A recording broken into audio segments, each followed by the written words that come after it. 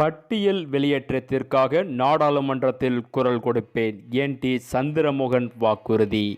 அனைத்திந்திய அண்ணா திராவிட முன்னேற்றக் கழகம் சார்பில் பெரம்பலூர் நாடாளுமன்ற தொகுதியில் இரட்டை இலை சின்னத்தில் போட்டியிடும் என்.டி. சந்திரமோகன் திருச்சி மாவட்டம் லால்குடியில் கூக்கூர் கிராமத்தில் இரட்டை இலை சின்னத்திற்கு தீவிர வாக்கு சேகரிப்பில் ஈடுபட்டார். மேலும் கூக்கூர் கிராமத்தில் அடிப்படை வசதிகள், தேவேந்திரகுல வேளாளர் சமூகத்தின் முக்கியமான கோரிக்கையான பட்டியல் வெளியேற்றத்திற்காக நாடாளுமன்றத்தில் நான் குரல் கொடுப்பேன் என அம்மக்களிடம் நம்பிக்கை தெரிவித்தார். மேலும் எடப்பாடியார் போன்று உள்ளவர்களால் மட்டுமே இது சாத்தியப்படும் என தெரிவித்து அம்மக்களிடம் வாக்கு சேகரிப்பில் ஈடுபட்டார்.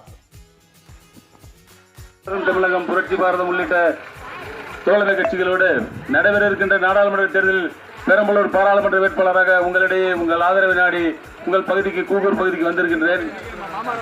உங்கள் பொன்னான ஆதரவினை இரட்டை இலை சின்னத்திற்கு அளித்து பெருவாரியான வாக்குகள் வித்தியாசத்தில் வெற்றி தேடி தர வேண்டுமா உங்களை பணிவன்போடு கேட்டு, இங்கே வரும்பொழுது மக்கள் பெண்கள் கேட்டார்கள், கழிப்பிட சுகாதார வேண்டும் என்று கேட்டிருக்கிறார்கள். நிச்சயமாக ஆவணம் செய்து தருவேன் என்று கூறுகிறேன். அதுபோல பட்டியல் வெளியேற்றத்திற்கு நாடாளுமன்றத்தில் குரல் கொடுக்க வேண்டும் என்று தேவேந்திரகுல மக்கள் கேட்டிருக்கிறார்கள். அருமையண்ணன் புரட்சி தலைவர் எடப்பாடியார் அவர்கள் அதை ஆவணம் செய்திருக்கிறார்கள். அது இன்னும் நிறைவேற்றப்படாமல் இருக்கிறது என்று நினைக்கிறேன். 38 எம்பிகள் பாராளுமன்ற உறுப்பினராக திராவிட முன்னேற்றங்கள் இருந்தாலும் அதை யாரும் அழுத்தம் கொடுத்து அதை செய்யவில்லை.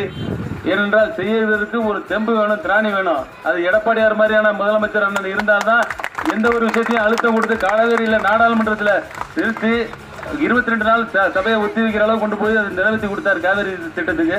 அதுபோல இந்த தேவேந்திரகுல மக்களின் பட்டியல் வெளியேற்றத்திற்கு நிச்சயமாக நான் நாடாளுமன்றத்தில் குரல் கொடுப்பேன் என்று உங்களிடம் உறுதி கூறுகிறேன்.